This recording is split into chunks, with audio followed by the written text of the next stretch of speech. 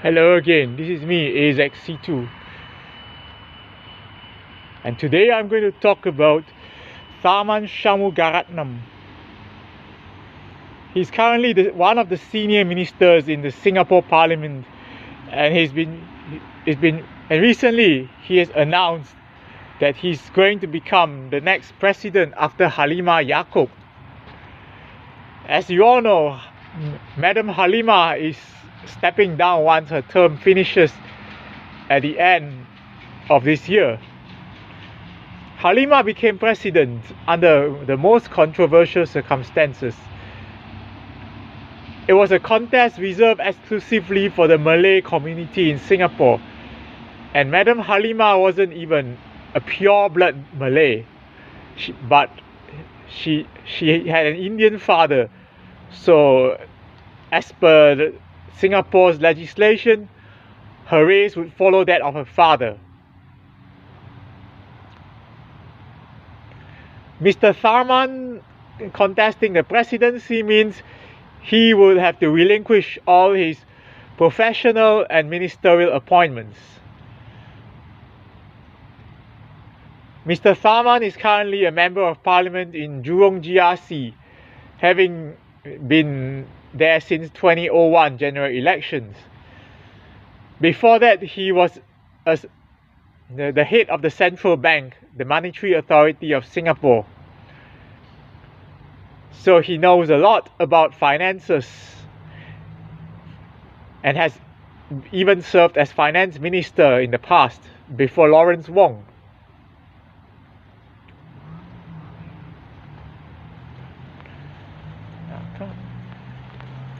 Now Tharman is the PAP's endorsed candidate, just like Halimah was.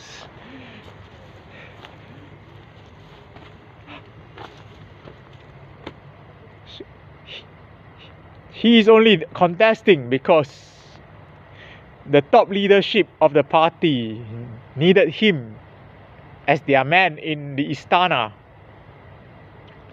just as they wanted Halimah there because they could control her. The criteria for the elected presidency are so biased that they are obviously designed to freeze out opposition politicians.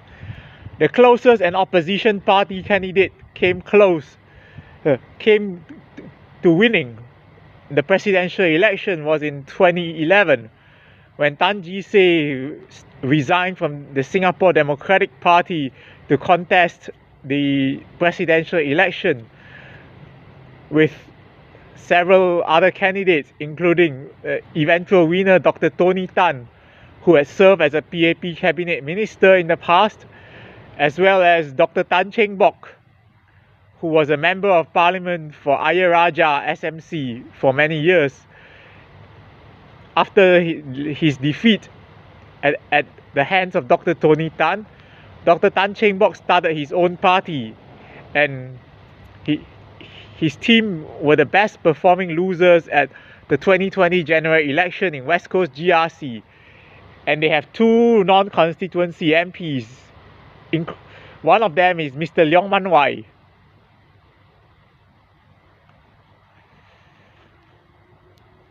Mr. Tan Jee Se barely scraped through the criteria, having worked as a senior civil servant and later in an investment bank as a senior manager.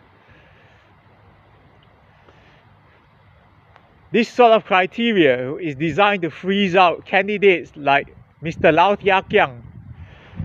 Mr. Low Thia Khiang has given 30 years of his life to the country as a member of parliament, but he has not been the head of a major corporation. He was a teacher before starting his own business in the past, and after that he stepped away from his business to focus on his duties as a member of parliament full-time. He became the Secretary General of the Workers' Party in 2001 and stepped down in 2018. At the 2020 general election, he retired from politics, but he still remains as a party member. It is someone like Mr. Lau who would make a worthy opponent for Mr. Tharman, because both men have served the country, in important roles for over 20 years.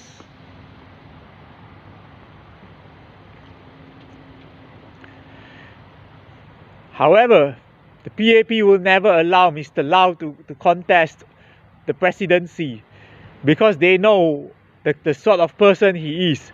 They are afraid of him. If Low Thia Khiang wins the presidential election, he's going to be real hard on the current PAP regime. He will be like somebody in the mold of Mr. Ong Teng Cheong, who tried to do his job as passionately as possible, leading to conflict with the Prime Minister and members of the cabinet. The PAP 4G leaders certainly wouldn't relish working under Mr. Lau if he were the president, because they'll be kept on their toes all the time. No longer will they be allowed to own self check own self. They'll have to be accountable to Mr. Lau.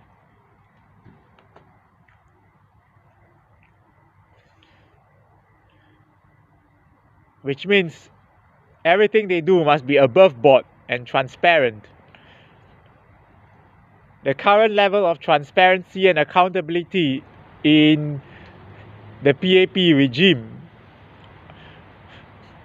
at the moment is disappointing.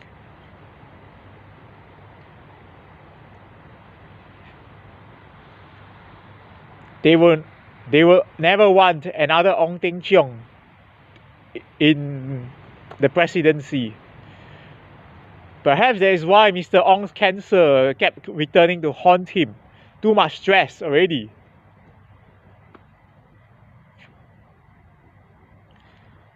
Anyway, I hope Tharman gets a worthy opponent.